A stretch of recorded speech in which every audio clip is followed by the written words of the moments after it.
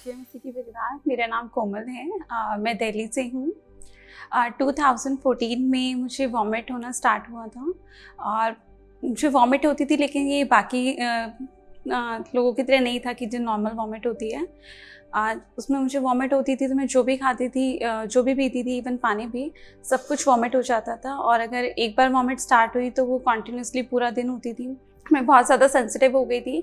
अगर कोई स्मेल है, कोई टेस्ट है, या अगर मुझे कोल्ड कफ हो गया है या कोई और प्रॉब्लम है, तो एंड रिजल्ट यही होता था कि वॉमिट स्टार्ट हो जाती थी।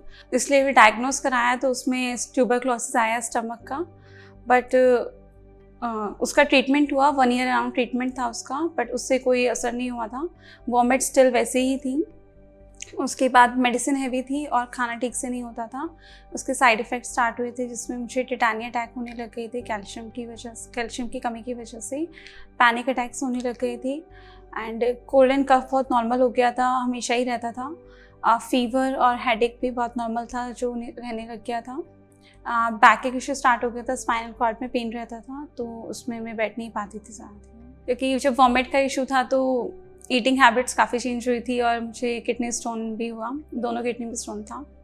जब टिटानिया अटैक होते थे तो मैं खड़े खड़े गिर जाती थी, बेहोश नहीं होती थी, लेकिन एकदम से होश भी नहीं रहता था। विदाउट सपोर्ट में वापस खड़ी नहीं हो पाती थी। बीपी एकदम लो चला जाता था, ब्रीथ नहीं कर पा रही होती थी। मेरे फेस पे मुझे नमनेस फील होना स्टार्ट हो जाती थी, बॉडी लाइक सुन हो रही है। चर्च आना मैंने 2016 में स्टार्ट किया था। तब मैं वचन सुना करती थी और एक दिन मैंने एक सिस्टर से पूछा हाउ टू रिसीव हीलिंग, सो उन्होंने वर्ड शेयर किया था मार्क 11:24। मैंने वो वर्ड स्टडी किया और दी ने मुझे इमेजिनेशन के बारे में और डिक्लेरेशंस के बारे में बताया था। तो मैं अपने आप को इमेजिन करना स्टार्ट किया मैंने कि मैं ठीक हूँ और मुझे कोई प्रॉब्लम नहीं है, और डिक्लेरेशन करना स्टार्ट किया, I live in divine healing. Starting में जब वर्ड डिक्लेयर करना स्टार्ट किया था और वह अपने आप को देखना स्टार्ट किया कि मैं ठीक हूँ, तो स्टार्टिंग में एकदम मुझे कोई रिज़ल्ट नहीं मिला था। वॉमिट स्टिल होती थी, बाकी प्रॉब्लम भी स्टिल होती थी, लेकिन मैं वर्ड डिक्लेयर करती रही उसमें और अपने आप को देखती रही, इमेजिन करती रही कि मैं ठीक हूँ। 2018 में देन एक दिन मैं चर्च में ही थी, उस दिन आई थी, तब मुझे मॉर्निंग में वॉमिट हो ही रही थी, बट सर्विस के टाइम मुझे ऐसा लगा कि मैं ठीक हो गई हूँ। जब मुझे पहले वॉमिट होती थी तो मुझे लगता था कि खाना पूरा टाइम मेरे थ्रॉट में ही है, और अगर मैंने खाना खा लिया है 1 आवर भी हो गया तो भी थोड़ी देर बाद जाके वॉमिट हो ही जाती थी। तो उस टाइम मुझे बाकी दिन से अलग लगा, वो हैवीनेस नहीं थी, और उस दिन जब भूख लगी तो वो बाकी दिन से अलग थी। तो 2014 से 18 तक मैं खाना खाती थी, वॉमिट करती थी, थ्रॉट में हैवीनेस रहती थी और भूख लगती थी या ऐसे ही था, बट उस दिन मुझे भूख अलग लगी थी। आफ्टर 1 मंथ मुझे कोल्ड हुआ, तब मुझे रियलाइज़ हुआ कि जैसे पहले बहुत सेंसिटिव थी, कोल्ड होने पर वॉमिट स्टार्ट हो जाती थी, तब मुझे वॉमिट स्टार्ट नहीं हुई थी।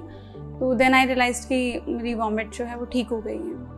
उसके बाद बाकी जो प्रॉब्लम्स हुई थी, साथ में टिटानिया अटैक, पैनिक अटैक्स थे, कोल्ड एंड कफ का रहता था, किडनी स्टोन का था, ईयर इशू था, बाकी सभी के टाइम भी मैंने यही डिक्लेयर किया था और सभी केसेस में मैं यही इमेजिन करती थी कि मैं ठीक हूँ। सो इस तरीके से मैंने अपने सारे हीलिंग्स 2016 से 2022 तक, अब मैं बिल्कुल ठीक हूँ, अब मुझे कोई प्रॉब्लम नहीं है और मैंने सभी एरिया में हीलिंग देखी है। चर्च आने से पहले मैं काफ़ी डिप्रेस्ड रहती थी, क्योंकि काफ़ी टाइम हो गया था बीमार रहते हुए, कुछ सॉल्यूशन नहीं मिल रहा था। रहता था कि लाइक पता नहीं क्या होगा फ्यूचर में मेरा, मैं कभी ठीक हो भी पाऊँगी या नहीं, या पूरी लाइफ जितनी भी लाइफ है वो ऐसे ही रहेगी क्या, या बीमारी में ही डेथ होगी। मैंने गिव अप कर दिया था, मेरे आसपास के लोगों ने भी गिव अप कर दिया था, लेकिन वचन सुनते रहने से चेंजेस आने लगे। धीरे धीरे हुआ कि मैं पहले की तरह डिप्रेस नहीं रहती थी, धीरे धीरे ऑफेंड होना कम हुआ।